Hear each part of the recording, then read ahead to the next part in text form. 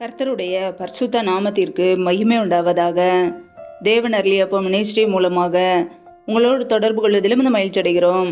இன்றைக்கும் இந்த நாளிலும் தேவன் நமக்கு கொடுக்கிற வார்த்தை மார்க் எழுதிய சுவிசேஷ பகுதி 13ஆம் அதிகாரம் 33ஆம் வசனம். அக்காலத்தை நீங்கள் அறியாதபடியால் எச்சரிக்கையா இருங்கள், விழித்திருந்து ஜெபம் பண்ணுங்கள். ஹல்லேலூயா. கிறிஸ்துவுக்குள் பிரியமானவர்களே, கர்த்தருடைய வார்த்தை சொல்கிறது, அக்காலத்தை நீங்கள் அறியாதபடியால் எச்சரிக்கையா இருங்கள், விழித்திருந்து ஜெபம் பண்ணுங்கள் என்று. அதற்கு முந்தைய வசனங்களில் நான் வாசிக்கும் போது இயேசு கிறிஸ்துவின் வருகையை குறித்து நாம் அங்கே பார்க்கிறோம். ஆம் பிரியமானவர்களே, கர்த்தராய் இயேசு கிறிஸ்து எப்பொழுது மறுபடியும் வருவார் என்று யாருக்குமே தெரியாது. பிதா ஒருவருக்கு மாத்திரமே தெரியும். ஆம் பிரியமானவர்களே, நாம் ஆயத்தமாக இருக்க வேண்டும். காலம் கடைசி காலமாக இருக்கிறது, உபத்திரவ காலமாக இருக்கிறது. கர்த்தருடைய பிள்ளைகள் விழித்திருந்து ஜெபிக்க வேண்டும்.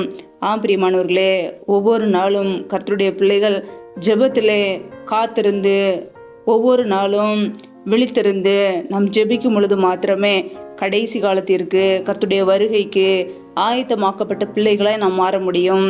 இந்த கடைசி காலத்துக்கு அழிவுக்கு தப்பித்து கொள்ள விழித்திருந்து நாம் ஜெபிப்போம். ஹல்லேலூயா. வானமும் பூமியும் ஒளிந்து போகும், என் வார்த்தைகளோ ஒளிந்து போவதில்லை என்று கர்த்தர் சொல்கிறார். பிரியமானவர்களே, கர்த்தருடைய அழியாத வார்த்தைகளை பிடித்துக் கொள்வோம். இந்த வானமும் பூமியும் ஒரு நாள் அழிந்து போகும், ஆனால் கர்த்தருடைய வார்த்தைகள் மாத்திரமே நம்மை நித்திய ஜீவனுக்கு நேராக அழைத்து செல்லும். ஹல்லேலூயா.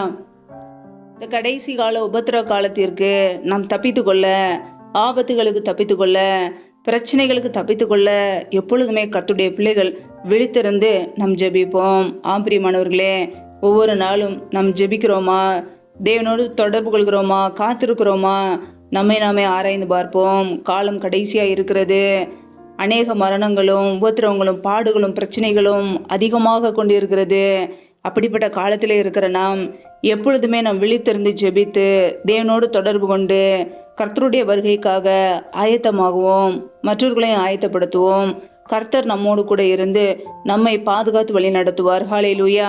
கர்த்தர் தாமே இந்த வார்த்தையின்படி உங்களை ஆசீர்வதிப்பாராக. ஆமேன். எங்களை அதிகமாய் நேசிக்கிற எங்கள் அன்பின் பரலோக பிதாவே, மெய் துதிக்கிறோம், ஸ்தோதரிக்கிறோம் அப்பா. இந்த இரவு வேலைக்காக உமக்கு ஸ்தோத்திரம் அப்பா. இப்பொழுது இணைந்திருக்கிற ஒவ்வொரு பிள்ளைகளும் கரங்களில் அர்ப்பணிக்கிறோம். என் தேவன் தாமே பிள்ளைகளை பாதுகாத்து ஆசீர்வதிப்பீராக. பிள்ளைகள் செய்கின்ற வேலைகளை, தொழில்களை, வியாபாரங்களை ஆசீர்வதிங்க. கையின் பிரயாசங்களை பெருகப்படுங்கப்பா. யாரெல்லாம் பலவீனத்தோடு, சோர்வோடு, வியாதியோடு கஷ்டப்படுகிறார்களோ நல்ல சுகத்தையும் பலத்தையும் ஆரோக்கியத்தையும் கட்டளையிடுங்கப்பா. இரவு நேரத்தில் இன்பமான நித்திரையை கொடுங்க. சத்துரு கொண்டு வருகிற போராட்டங்களுக்கும் பிரச்சனைகளுக்கும் மரண பயங்களுக்கும் விலக்கி பிள்ளைகளை பாதுகாத்துக் கொள்ளுங்க. அதிகாலையில் எழுந்து தெய்வ சமூகத்திலே காத்திருக்க கிருபதாங்க.